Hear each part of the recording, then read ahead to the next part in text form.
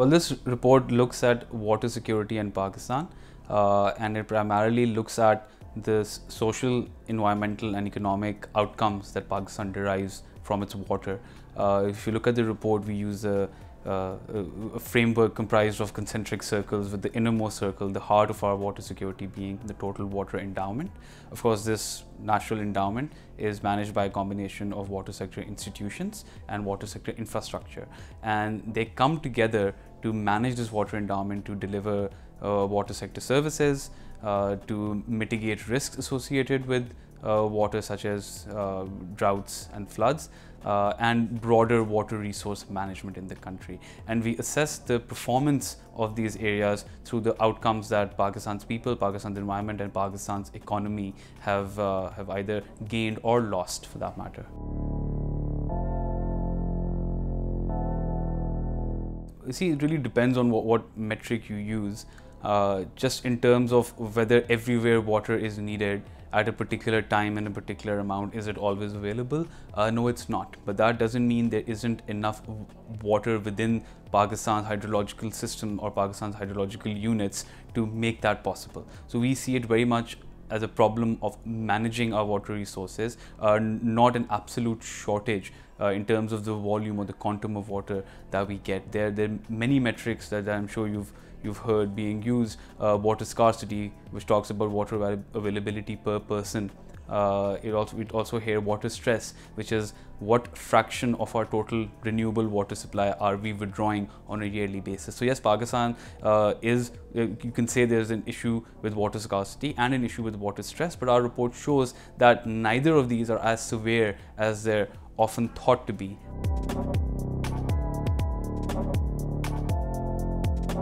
First of all, just in terms of storage, we need to start thinking of storage in more ways than just mega dams.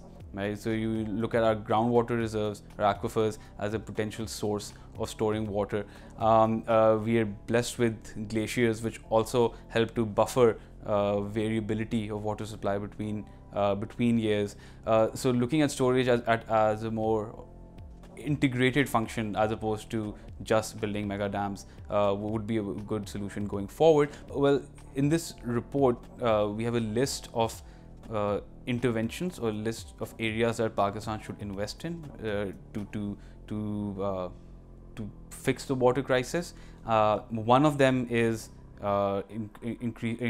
building more dams and also improving dam operations. But what we've done is we've organized them in a way that you can see what the impact of these interventions will be on the overall water sector, how complex these issues are and how urgently they're required.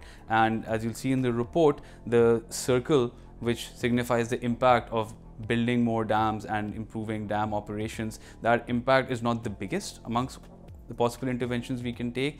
It is amongst the most complex, but is at the same time not amongst the most urgent ones. So yes, in the long run, having more storage in the form of dams will improve system operations. It will help us buffer supply, storing some additional water during the part of the year where we have excess inflows to supply during times where there is a shortfall. But it won't solve the problem at the heart of our water crisis, which is poor management of our water endowment.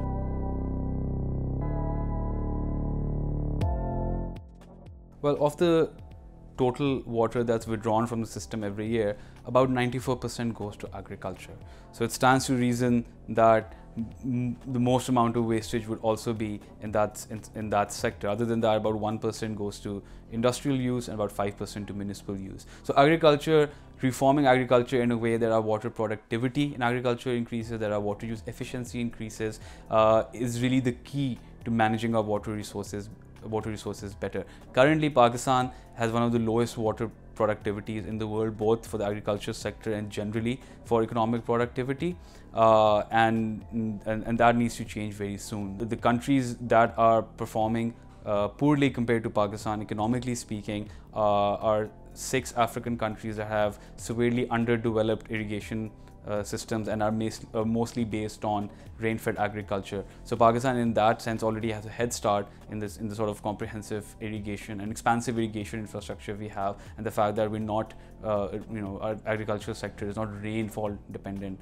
is irrigation dependent. So the point is there's a lot more we could be getting from the water that we direct towards agriculture.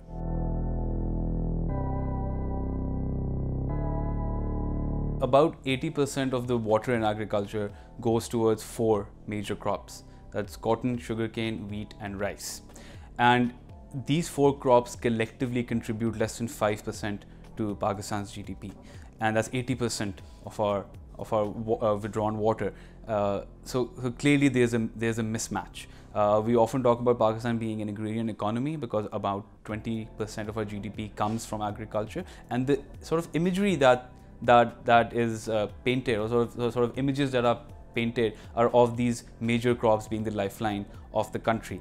But if you look at it in purely economic terms, we're getting more from livestock. So and less than 5% from these 4 major crops. So in the long run, we will slowly need to move away from these 4 major crops. The more water intensive of them are, of course, rice and sugarcane, which don't fetch us the sort of economic dividends we would want precious water to be getting for the country. So moving away from rice, sugarcane, maybe reducing wheat production to a certain extent, of course not to compromise food security, but we regularly produce these crops in excess. 50% of rice is exported, so that's valuable water being exported. So a move away from them and a move towards higher value crops that fetch us higher economic value for every drop of water we use would need to be a part of the way forward.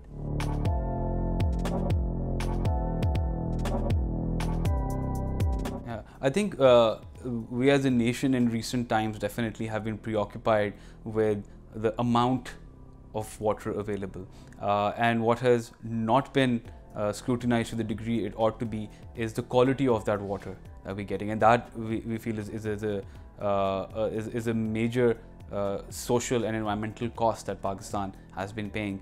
The cost of poor and inadequate water supply and sanitation and floods and droughts collectively is about $12 billion every year to the Pakistan economy. The degradation of the Indus Delta also costs Pakistan between $1 and $2 billion every year. So these are major economic costs that we are paying for not being able to manage our water quality. Some of this has to do with wastewater recycling, the infrastructure for which is grossly inadequate, but then also making sure that drinking water that is supplied to rural and urban areas is of an adequate and appropriate quality.